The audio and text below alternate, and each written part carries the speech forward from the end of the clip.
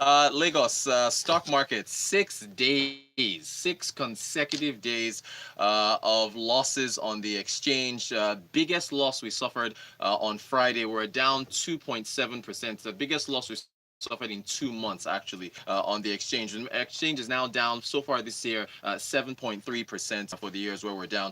Top three gainers, it was Mutual Benefits Assurance, Japan, surprisingly, and Eternal Oil were our top three stocks on Friday. Losers, GlaxoSmithKline, Business Solutions, and Equity Assurance. I think they're now Suno Assurance. They were the top three losers on the exchange. So, Faye, I don't know. I encourage people on this show all the time to buy into stocks. I keep telling them it's a long-term gain, but of course, I'm sure certain people might have a few concerns about where things are now with the market losses that we're showing. Are there still any picks out there? You still like anything at all out there in the markets? Yeah, I mean, there are certainly peaks in the market. As you rightly mentioned, the market has been falling since the beginning of last week. In fact, before last week, the market has been depressed, and many stocks are falling to levels last seen in maybe the first half of 2017. So I Mm. think it presents a buying opportunity for investors that want to position ahead of a turnaround in earnings or higher earnings for these companies. Particularly on Friday, the market dipped 2%, and that was largely due to Danksem. Danksem declined 6% to around 214 naira. Mm. Nothing major, no negative news came out for regards the company. I guess it's just a cross that happened, and we think that price is actually very attractive for investors that want to position ahead of higher earnings. Okay. We're actually very optimistic about the company. We expect stronger revenue from higher volumes. The company has been cost effective in terms of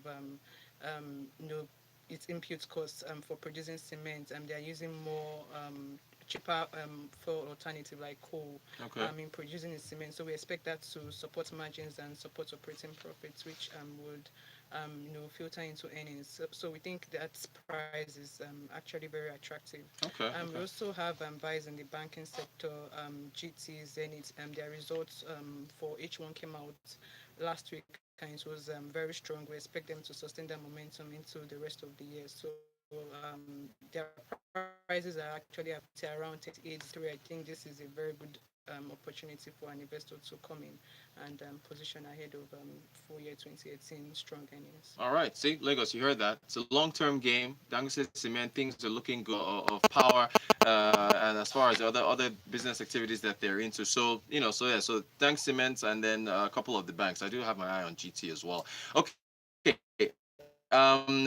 Moving activity. Elections. That has something to do with this. Yeah, we've mentioned Yes, this a few times. This is August that's now. that's actually the reason why we are seeing this slowdown in our market.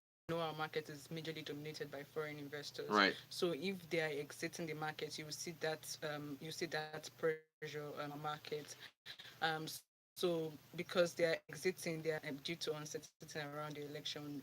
They are actually selling off their holdings, and that is putting a lot of pressure on these prices. Actually, it's a thing that something that affects our To think about. market. Yeah, Right. So Lagos, remember when Buhari came into office? I think Nairametrics called it the Buhari effect. The market was like what, 8%. right? And before leading up to the elections, It was things. a slowdown. Yeah. So based on historical market, jumps against. External reserves. Shall we discuss external reserves? I am noticing a number of people also notice that the external reserves over the past couple months, we are mark that the CBN has been out about. So I think we're at what, 46? They Yeah. don't want any major depreciation in the market Mm-hmm. for the rest of Okay. the year. Good stuff. All There right, is we okay. do have a Message. few messages that are Okay. coming through this morning. This one is in from Rainmaker, who says, "This sucks. This sucks. This continuous decline." I think Yeah. he says even the ones that have an inkling of hope of doing well, it's depressing. Should we expect a turnaround so that we we, but for Can speculative buy for reasons, can speculative buy for reasons, right? speculative Yeah. reasons, perhaps make at least a little ROI. This is Okay. sad from a worried investor, he says. Well, we've already touched on that. You said what? Yeah, Yes, by and now, because we actually expect the earnings of some of these companies to remain strong. The reason why the market is like this is not because of any fundamental issue with these companies, just because of the election. So I think It's something that we they can see. take advantage of these current low prices. I mean, we've not seen this level in a long time. I Yeah. think it's a good time to jump in and buy ahead of when if it's the market. We see these foreign investors coming, and I mean, you will see major capital appreciation on your investments. So I thought, So and is again, it fair to say that patience is something that really is make these Yes. sort of investments when Yes. if you're buying at a time like this? Because people do get really panicked. They're like, oh, but how long? Fake. Okay. you do have to be patient. We You do do. have you who's sending in a message saying, listen, where can one get information on foreign investor inflow? How do we know? Stock so it's exchange. on the Abi? FMDQ. Yeah? If you go to the FMDQ platform, you will see information on foreign portfolio inflows and outflows. Okay, cool. I think the NSC also does a weekly thing where they have that's a monthly thing actually. monthly. So where Okay. they do foreign portfolio participation. But if you want to get inflows, that's Okay. FX inflows into the market from foreign investors, I think FMDQ is the best platform Cool. to get that. All right, excellent stuff. Let's see now. Okay, still on the matter of external reserves. So here's the head: rising debt, decline, Still slow the external economy. reserve. Yeah, I see they're still on the external reserve. So I think we're only about follow how long? About a minute and a half. Yep. Okay, so in a minute and a half, Faye, just your thoughts here. They're saying that look, the debt is, according to them, rising. Nigeria is borrowing too much. Reserves are going down. This is not a good harbinger for the economy. Well, what do you think? I think yes, they mentioned that debt is rising, but I think they're talking about the total debt stock, which is currently elevated at 22.7 trillion. Because this year actually, domestic debt particularly has not risen that much. So as in 2017, for full year 2017, the government borrowed about 1.2 trillion naira from the domestic market. But as at the first half of 2018, what the government has done is even a net repayment. So what that means is that they've repaid more than they borrowed. So Okay. the net repayment was around 50 billion naira, if Okay. I can remember correctly.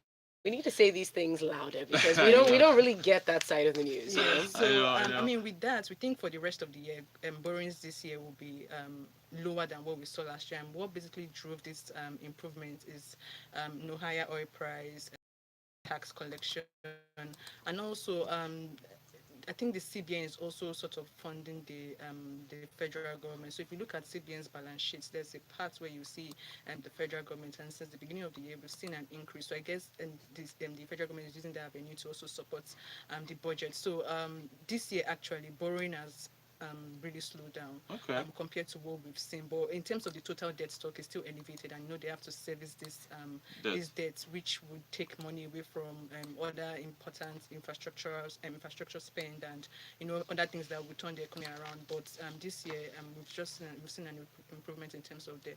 Good It's stuff. lower, yeah. At least good positive news to end the show. That is very positive news. I'm going to have to say this during Freshly Pressed. Yes, but exactly. yes. Faye of ARM, thank you so much for joining us. Appreciate it. And thank you all for your questions. Keep them coming. We'll keep it going tomorrow as well. All right, thank you very much. Coming up next, it's a little bit of music, and then, of course, Freshly Pressed at 7:30. So make sure you tune in. This is your Love Music, Love Life station, Smooth 98.1. Good morning. Business Express on Smooth. I know, right? I know. We'll probably touch on it tomorrow. Krispy Kreme. Wahala. At 6:45 a.m. Quick Teller. Everyday payments made easy. Yeah. I never go. I think I need to go back and watch my video. Yeah, you should. You should check it out.